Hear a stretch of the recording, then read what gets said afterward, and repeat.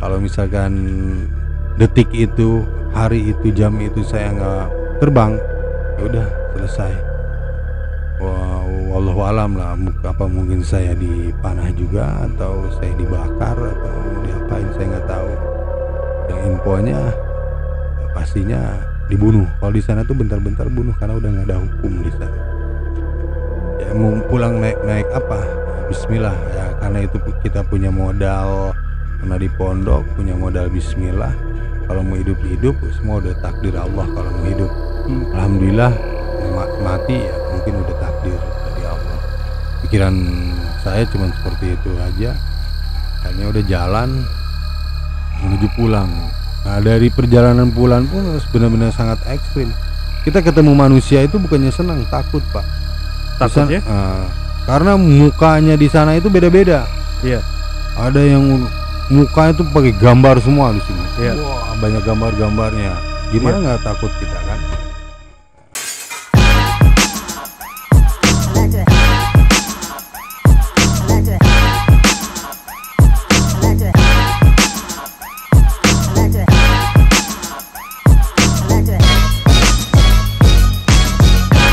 Halo, kembali lagi bersama gua Alfian Deltoids dan selamat malam. Assalamualaikum warahmatullahi wabarakatuh. Waalaikumsalam warahmatullahi wabarakatuh.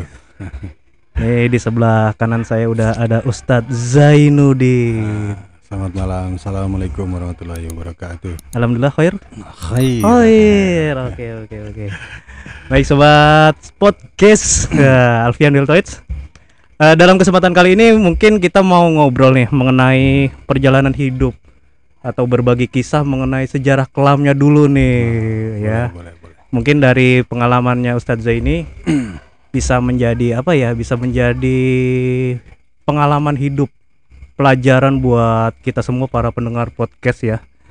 Dan YouTuber semuanya nih. Kira-kira mungkin kan di sini kan banyak teman-teman kita yang apa ya?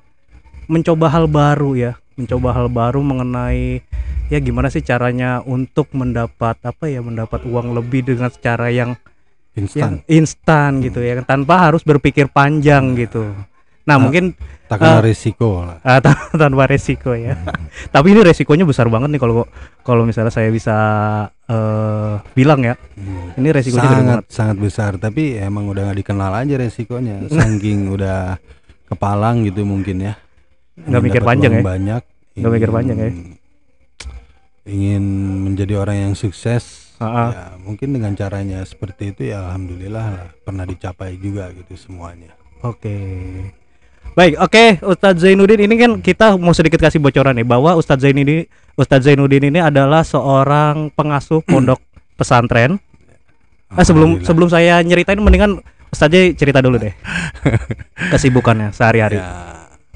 Sekarang alhamdulillah udah diberi amanah ya, udah jadi pengasuh, kalau kata bahasa kerennya mah pimpinan katanya. Tapi sebenarnya pantas nggak pantas, tapi berusaha untuk memantaskan diri bagaimana caranya kita menjadi seorang pengasuh di pondok pesantren, walaupun masa lalunya terlalu kelam gitu. Tapi ya semua punya masa lalu.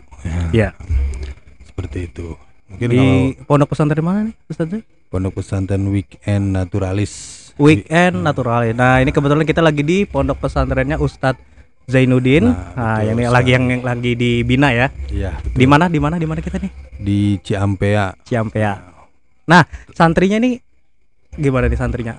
Nah, alhamdulillah santri-santri pondok pesantren Weekend ini yatim dan atau duafa. Yatim dan duafa gitu. Dan pondok pesantren Weekend ini full beasiswa. Kita full beasiswa biaya juga ya. Tidak dipungut biaya apapun ya. Alhamdulillah. Mungkin dari sini dari teman-teman pendengar podcast yang mungkin ada kelebihan sedikit rezekinya yang mau berbagi bisa langsung aja nih nanti di deskripsi kita kasih linknya ataupun kontak personnya. Mungkin teman-teman yang mau berbagi bisa langsung aja bisa hubungin Ustadz Zainuddin. Oke, langsung saja Ustadz Zainuddin. Ini ceritanya gimana sih, ceritanya dulu kok bisa jadi seorang penambang emas? Jadi dulunya itu ya awalnya emang udah nggak ada kerjaan Pak, karena kita udah nggak ada kerjaan, ada saudara rata-rata penambang emas gitu kan. Nah sebenarnya kan background ini dulu pernah di pondok pesantren juga. Wih, iya kakak kelas gua mah. Oke. Nah setelah itu kita keluar dari dunia kepondokan. Ya saya mencoba untuk mengadu nasib di pekerjaan lain gitu. Nah alhamdulillah ketemu saudara-saudara dari istri hampir rata-rata semuanya itu penambang emas. Nah, waktu itu langsung tanpa pikir panjang lagi, dengan banyak cerita emas ini mudah untuk dijadikan uang, ya udah tanpa pikir panjang langsung saya mencoba untuk ikut kerja di tambang emas gitu. Walaupun berbagai macam cerita resikonya terlalu berat. Betul. Tapi karena kita pernah diajarkan kemandirian dan segala sesuatunya harus bisa, makanya udah tanpa pikir panjang jalanin aja gitu, seperti itu Pak awalnya. Itu tahun berapa mulai? 2010-2011 lah saya mulai menambang itu. 2010-2011. Pertama saya menambang di Medan ya, di Medan. daerah Mandailing. Ya setelah itu dapat 2 tahun pindah ke Papua, balik lagi ke Medan, ke Aceh, ke Ambon, Kalimantan. Ya dari pekerjaan tambang itu ya alhamdulillah saya bisa mengenal dan mengetahui luasnya Indonesia seperti apa gitu. Di samping saya pun sudah mendapatkan hasil yang lumayan besar juga, saya juga bisa berkelana di seluruh Indonesia gitu dengan hasil pekerjaan tambang emas gitu, Pak. Oke, sebelum lanjut ke ceritanya nih, kalau boleh tahu sih dulu nambang emas ilegal, resikonya kan udah tahu nih, berat banget nih ya kan? Berat banget pokoknya antara tahu ketimbun ketimbun di tanah. Pokoknya kalau mau hidup sekali, kalau mau mati sekalian gitu aja pokoknya ceritanya. Untungnya berapa sih? Kalau buat untung itu nggak bisa diprediksikan ya, tergantung nasib juga Pak itu Pak. Ketika emang nasib kita bagus, bisa puluhan juta dalam waktu 1 atau 2 jam gitu. 1 sampai 2 jam. 1 sampai 2 jam bisa menghasilkan. Topnya. Maksudnya? Topnya. Top dapat job, dapat paling besar. Paling besar itu kita pernah dapat 500 juta lebih lah waktu itu kita pernah dapat. Tapi rombongan itu Pak ya. Kita waktu itu 4 orang. 500 juta bagi 500 juta lebih kita bagi 4, hanya dengan membutuhkan waktu sekitar 2 jaman lebih lah kita di dalam lubang. Ya alhamdulillah waktu itu kita dapat emas kurang lebih dari sekilo lah. Ya, tinggal dikalikan aja itu harga emas waktu itu lagi 450.000 kali sekian gitu. Oke. 500 juta kali 4 berarti bisa lebih dari sekilo ya, tinggal dikalikan aja. Itu masih kotoran ya? Masih kotor, itu paling masih di kadar 85 karat gitu. 85 karat belum murni ya, belum diolah lagi ya.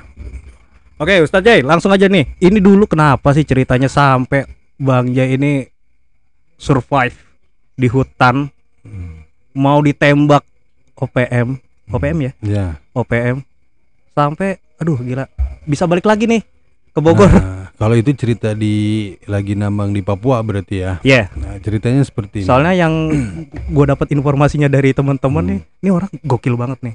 Udah mau dibunuh, mau ditembak, kabur di tengah hutan, survive, balik lagi ke sini.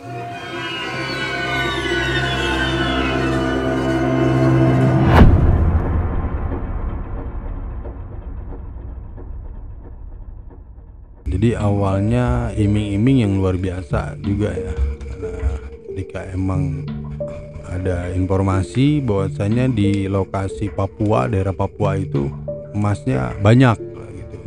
Tanpa pikir panjang lagi, awalnya diongkosin, modal nekat diongkosin, ditaruh uang buat di rumah, udah terbang awal muasalnya.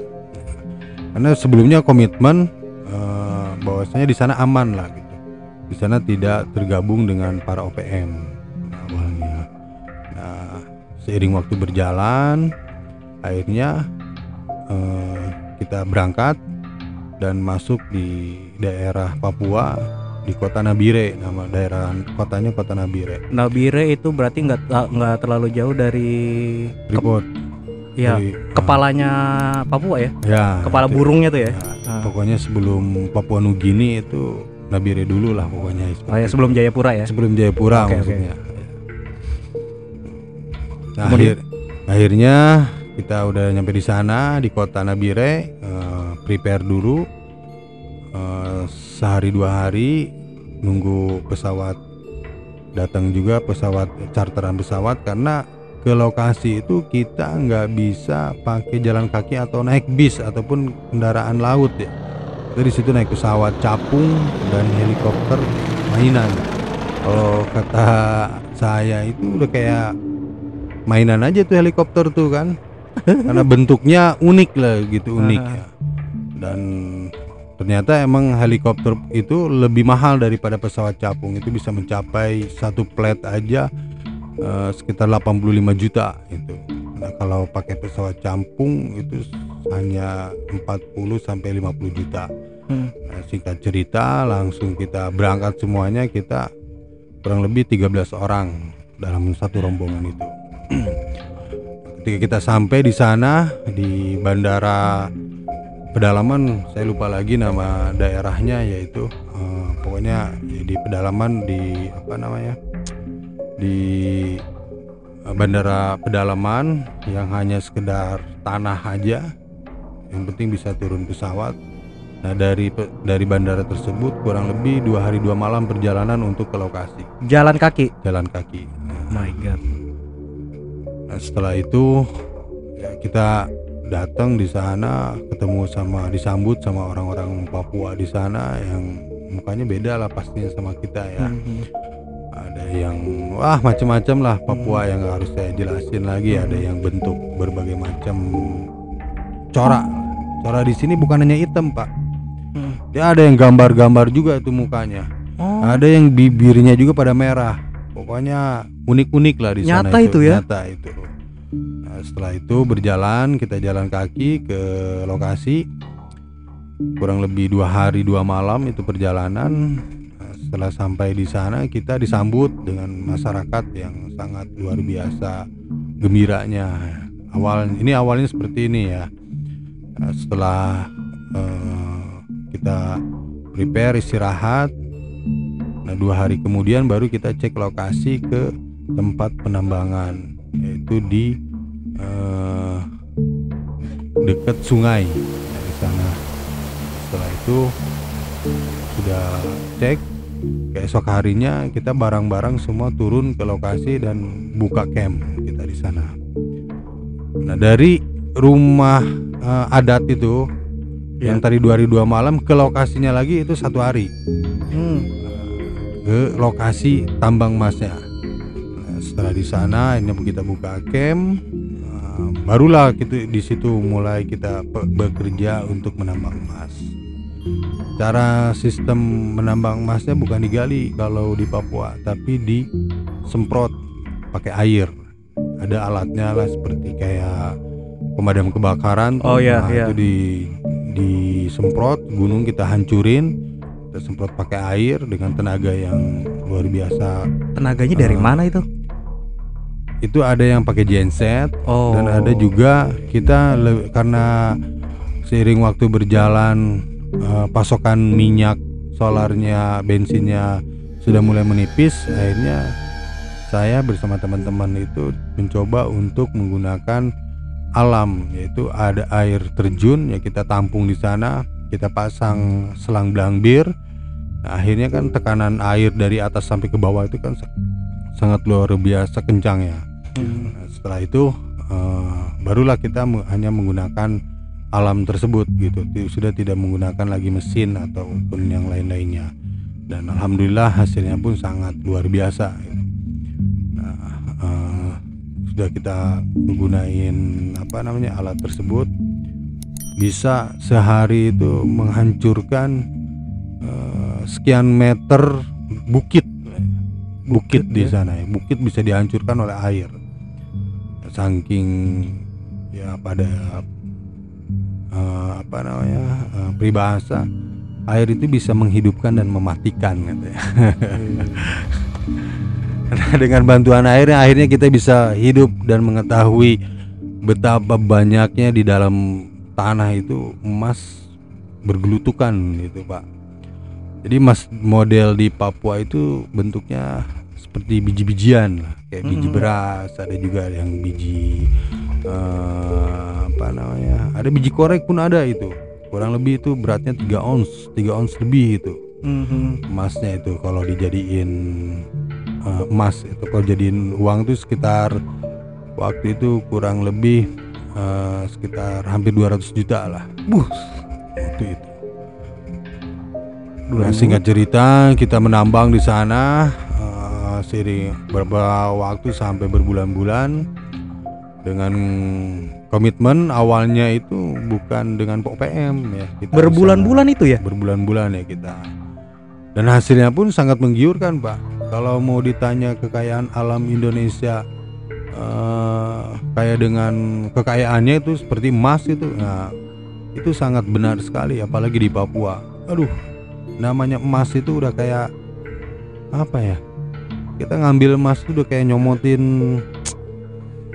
biji apa gitulah, saking banyaknya lah, kerasa banyaknya gitu. Itu kita pakai sistem manual lah, dibilang sistem manual ya. Dibilang waduh, Papua kaya dengan kekayaan alamnya itu sangat benar sekali gitu. Nah di situ kita kerja dan kerja. Udah nggak mikirin apa-apa, karena dengan hari pertama pun kita udah mendapatkan emas kurang lebih itu sekitar 30 gram lebih lah, belum mencapai maksimal. Cuman dengan pemula 30 gram lebih dengan kadar itu 95% emasnya. 95%. Nah, setelah itu coba untuk lebih semangat lagi, dan kita di situ itu bergabung dengan masyarakat setempat Pak ya. Oh ada yang bantunya juga ada yang ya? bantu gitu, ada yang memantau lah. Ada yang memantau. Karena kalau nggak ada pribuminya kerepotan juga kita. Iya. Nah, alhamdulillah kita di sana itu sama kepala adatnya. Kalau nggak salah itu sukunya suku Dani itu di sana. Nah awalnya yang kita tahu itu bukan OPM aja intinya seperti itu. Nah akhirnya seiring waktu berjalan sudah kita bekerja beberapa bulan, dan hasil pun waktu itu 80 kilo lebih, hampir 90 kilo. Gila, Kita dapat 90 kilo. itu kurang lebih 4 bulan. Kadarnya itu udah 95 karat. 95% ya, 95 karat. Rata-rata di atas 90, maksimal paling maksimal tuh 95 lah itu. Sultan mendadak itu Bang. Bukan sultan lagi Pak.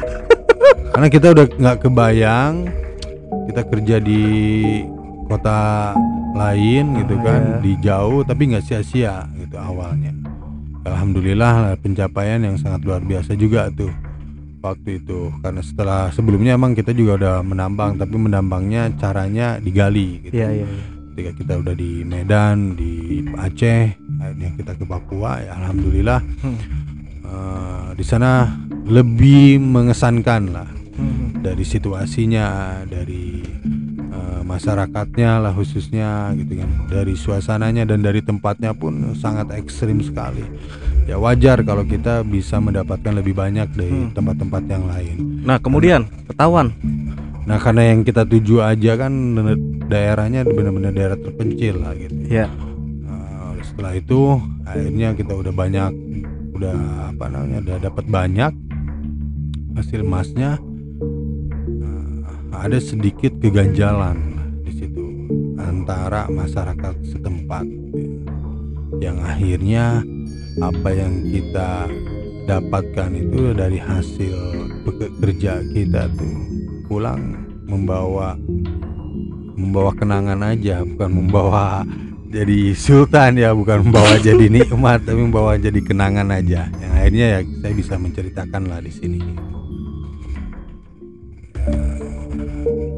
Kayak seperti ternyata mereka itu masyarakat sekitar itu adalah OPM. Itu nggak lu tahu itu bang? Ya emang karena di awalnya semua orang pun nggak ada yang tahu gitu. Warga pun juga nggak tahu ini si mungkin maaf kepala adatnya ya. Ya, mereka emang OPM gitu. Jadi ngebohong lah bahasa ininya, mereka tuh ngebohong di sana.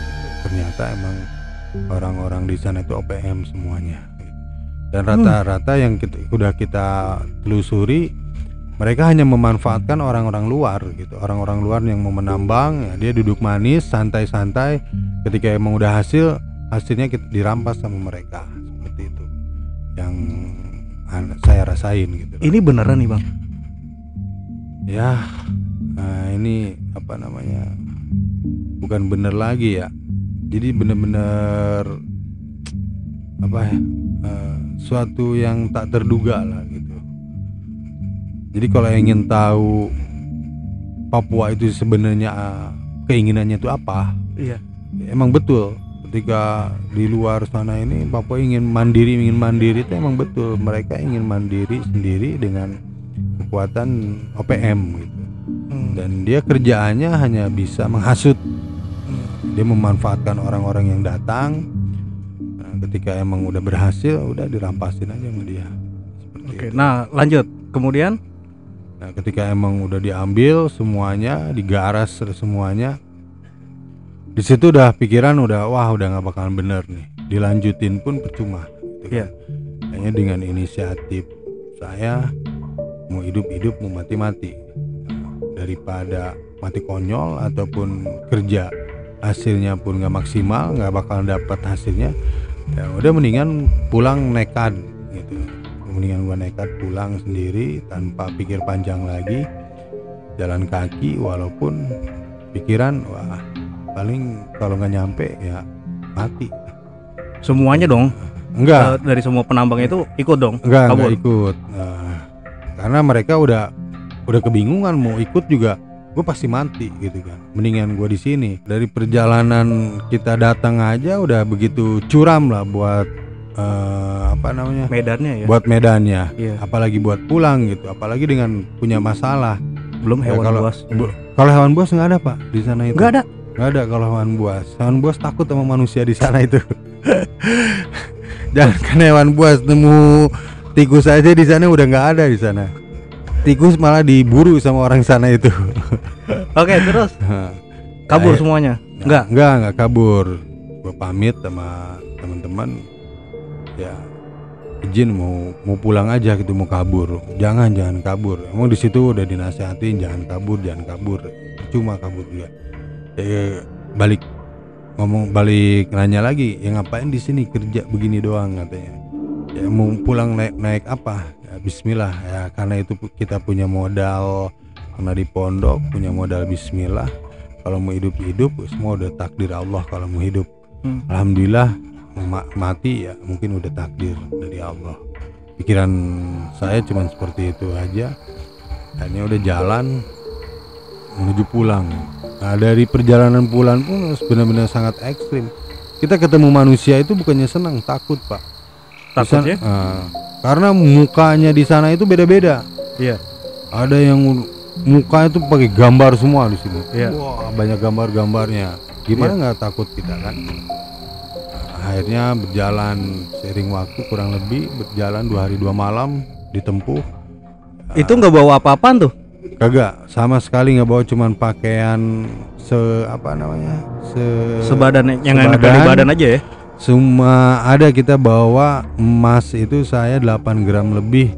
Itu hasil saya nyomotin lah, hasil. Oh masih ngantongin? Ya bener-bener yang bisa saya bawa aja gitu.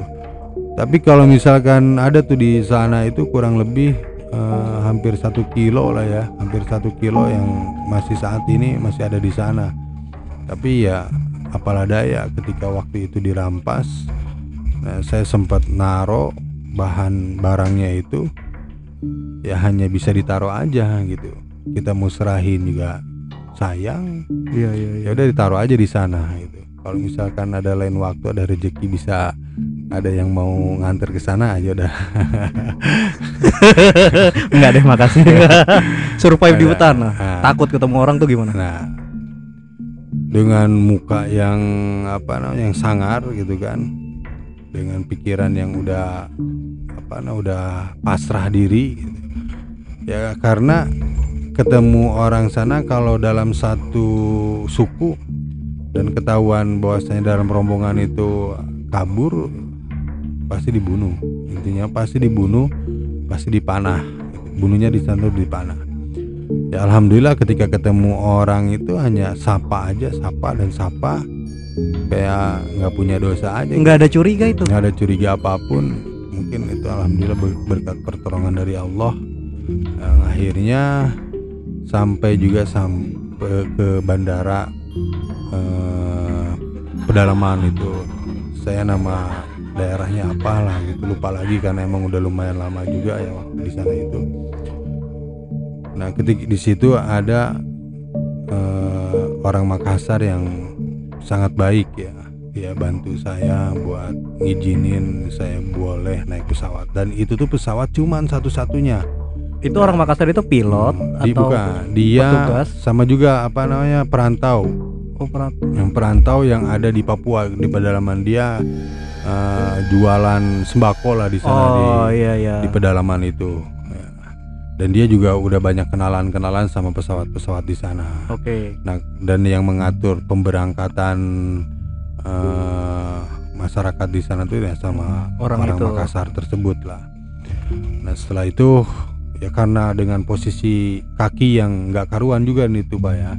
Kaki saya itu udah setengah hidup di sini, berjalan sekian hari, cedera lah kalau bahasa orangnya mah, sakit cedera kaki itu.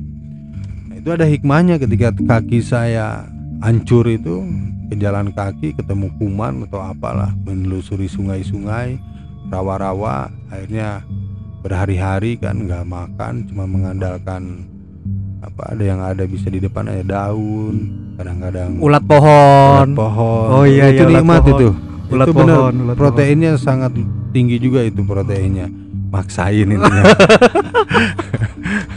Iya. Ulat pohon itu ada pohon yang agak busuk, dicongkelin, dikorehin, ya, langsung kita makan aja, itu penahan lapar aja itu. Nah, setelah itu terbang. Alhamdulillah tuh dikasih katanya. Ya waktu itu emang saya pegang emas juga itu, kurang lebih 8 gram ya. Duit? Bukan emas. Duit mah blas sama sekali, nggak ada duit sama sekali.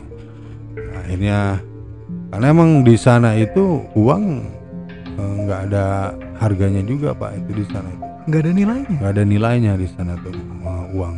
Ya, karena buat apa yang harus dibeli, nggak ada apa-apa. Jadi di sana tuh sistem masih barter.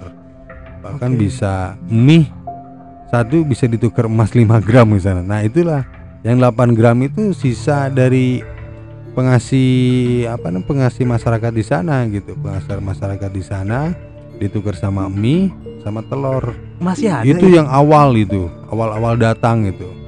Itu masih masih disimpan di baju lah itu ya. Baju yang pas kebenaran dipakai itu 8 gram itu, kalau nggak salah emang 8 gram itu. Nah ketika saya sodorin emas 8 gram sekian, yang penting saya bisa terbang dengan kondisi sakit ya, alhamdulillah tuh masih diizinin buat masuk, karena di situ banyak orang yang mau ke kota, tapi nggak bisa semuanya masuk gitu, karena hanya cukup 6 orang dalam satu pesawat itu. Mungkin ya Allah masih ngizinin saya buat pulang dan masih hidup kali ya tuh, alhamdulillah. Kalau misalkan detik itu, hari itu, jam itu saya nggak terbang, ya udah selesai. Wallahu alam lah, mungkin saya dipanah juga, atau saya dibakar, atau diapain saya nggak tahu. Yang infonya pastinya dibunuh. Kalau di sana tuh bentar-bentar bunuh, karena udah nggak ada hukum di sana. Singgung dikit, bunuh aja pokoknya. Ngomongnya udah bunuh aja di sana tuh. Nggak ada ngomong-ngomong baik-baik. Udah sampai kota, habis itu ngompreng lagi. Nah, udah nyampe kota.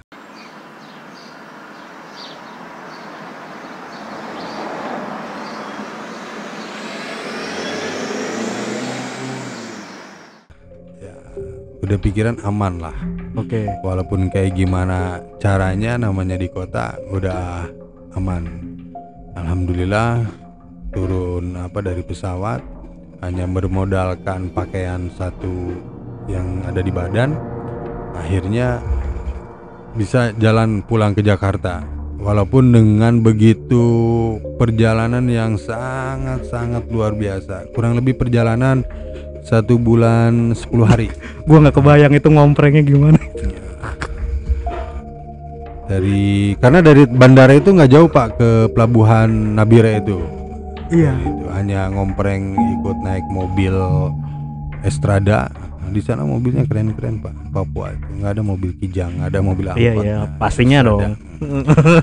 Triton. Ngompreng sampai ke pelabuhan. Setelah itu ya udah, yang penting pikiran udah aman. Bayarnya tetap masih pakai emas itu. Enggak, udah full, nggak punya uang sama sekali. Itu udah benar-benar belas kasihan ya. Belas kasihan sama, ya saya kan orangnya nggak bauan lah kalau bahasa ini ya. Bauan? Nggak bauan ini nggak jutek. Oke. Nggak jutekan ya, setiap ada orang ya coba Berbaur, diajakin ngobrol, cerita apa dan sebagainya. Ya ngalir ngidul kesana kesini aja lah, yang penting dapat tumpangan lah, seperti itu. Bahkan ketika mau naik kapal pun agak lumayan sulit tuh, tetap harus beli karcis saja kan. Udah nekat, bukan pulang ke Jakarta waktu itu, pulang malah ke Makassar dulu. bukan ke Jayapura. Anjir, Balik dulu lebih ke jauh Jayapura, lagi ya. gitu. Lebih jauh lagi. 1 hari 1 malam perjalanannya itu dari Nabire ke Jayapura. Ujungnya Indonesia Iya itu, ya, Pak. ke ujungnya dulu. Ujungnya Indonesia waktu itu, karena emang yang pertama menghindar dari orang-orang pedalaman. Oke. Karena itu pasti udah diinfoin bahwasanya ada orang kabur lah, bahasa ininya itu. Nah, pasti dicari di kota. Nah, karena sebelumnya emang pernah dengar cerita lah gitu. Dengan waktu jam info itu bisa nyampe Pak di Papua itu. Bisa Nah, aja tuh ditusuk di kapal gitu. Iya, tanpa harus pakai telepon, pakai handphone. Cukup dengan menit di sana tuh bisa nyampe Pak, walaupun sejauh puluhan kilo, ratusan kilo. Itu dengan menit informasi itu bisa nyampe Pak. Itu luar biasanya Papua juga. Lewat apa ya? Nah, dia ada sinyal Pak. Jadi caranya dengan ada sinyal wah, seperti itulah. Tapi ada nada-nadanya, ketukan lah kalau beneran itu Bang? Iya betul. Misalkan ada kematian atau yang sakit atau yang harus dicari dan harus dibunuh, itu ada nada-nadanya, itu ada sinyalnya lah kalau bahasa kita. Itu menit itu, bukan lagi jam atau hari, menit itu bisa tembusnya itu informasi seperti itu.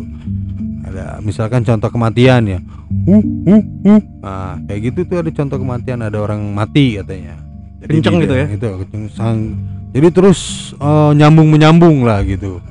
Misalkan dari yang satu ngedengar suara ini, dari sana kedengaran, nah info lagi ke sana, info lagi sana. Itu cukup menit itu informasi seperti itu. Itu luar biasanya di pedalaman itu seperti itu, walaupun nggak ada handphone ya. Tapi informasi cepat. Nah, saya menghindar dari info-info seperti itu.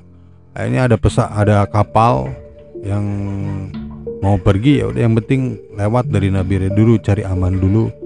Ini ada kapal yang menuju Jayapura, karena nggak ada lagi setelah Nabire Jayapura, nggak ada lagi itu. Setahu saya udah sampai Jayapura, nggak ada, karena nggak ada yang kembali ke barat.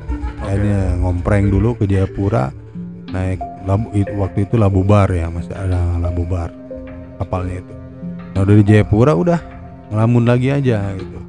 Ya di perjalanan banyak cerita ini itu dan sebagainya, yang penting bisa makan. Sampai ditanya sama ininya ABK ya, udah mau diceburin lah dan lain sebagainya lah.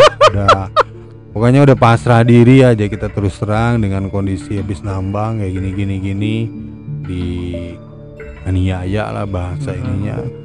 Ya kita melarikan diri, nggak punya apa-apa, nggak punya barang, hanya bisa di badan. Intinya pengen selamat, bisa pulang ke Jakarta. Oke. Ya alhamdulillah banyak belas kasih dari para dermawan lah mungkin waktu itu, para malaikat-malaikat ya menurut saya. Walaupun kayak gimana mereka sudah bantu saya dan akhirnya bisa nyampe balik ke Jakarta. Itu kurang lebih perjalanan 1 bulan lebih waktu itu. Oke. Bang, pertanyaannya, teman-teman lo yang di sana kemarin masih hidup? Itu jarak 3 bulan, 4 bulan. Sebagian ada yang udah meninggal, sebagian lagi ada yang pulang. Pulangnya Dan itu? pulang pun sama dengan hampa ya. Hampa di sini nggak bawa hasil. Ya dia hanya berharapkan pulang waktu itu. Nggak pikir panjang, pokoknya mengharapkan pulang. Ada yang sakit juga, ada yang 2 orang ditembak juga di situ. Nah, yang pulang itu benar-benar prihatin lah. Dia kena malaria. Nah, untungnya juga ada belas kasih itu dari orang sana juga, katanya cerita dari sana. Dia kena malaria, akhirnya dipulangin, hanya sampai dianterin ke Pelabuhan Nabire. Setelah itu nasibnya sama seperti saya juga.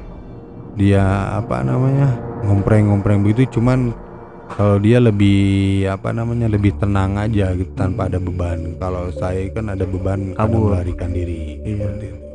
Pokoknya jangan sampailah mau menambang lagi di Papua dengan iming-iming yang menyenangkan, seperti bebas tanpa ada OPM. Itu semua bullshit ya, bohong semua itu. Pokoknya orang di pedalaman itu hampir rata-rata semua orang OPM. Dan mereka tanpa terkecuali, pokoknya mah kalau udah berhasil udah pasti dirampas, itu aja. Pertanyaannya Bang, sebelum terakhir nih, kapok nggak nambang? Kapok.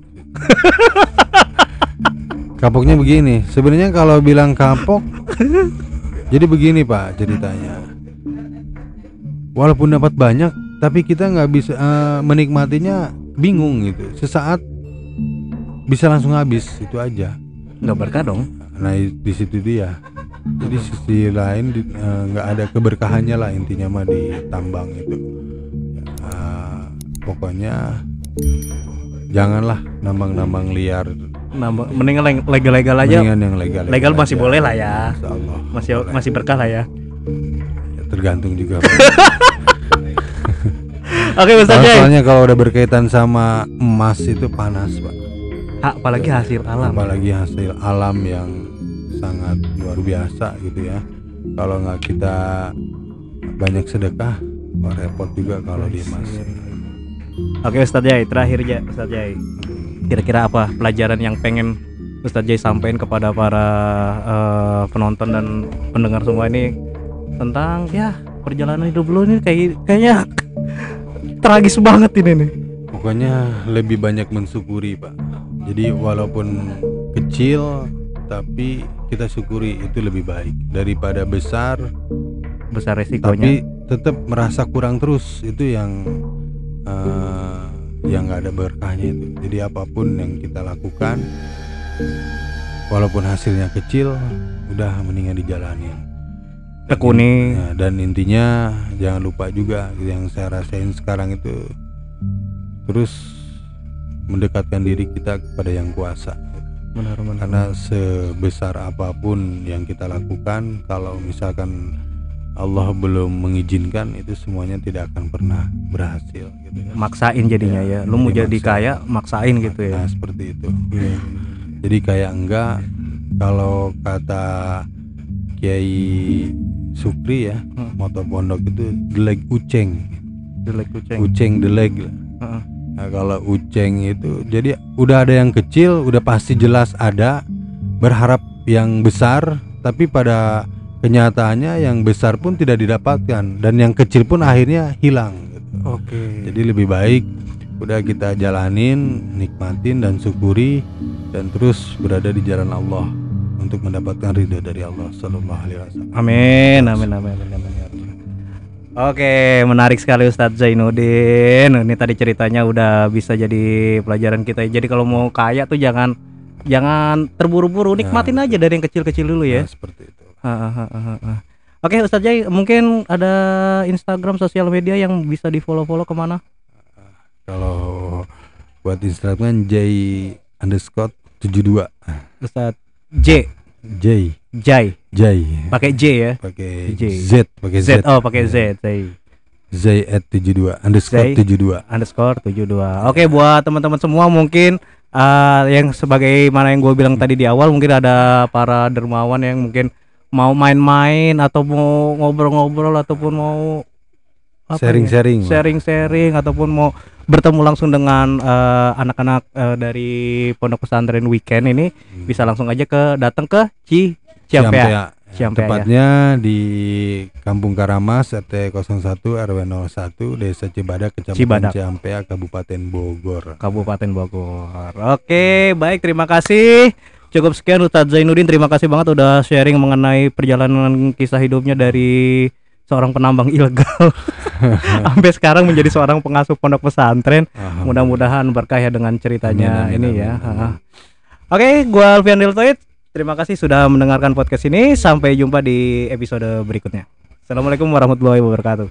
Waalaikumsalam warahmatullahi wabarakatuh.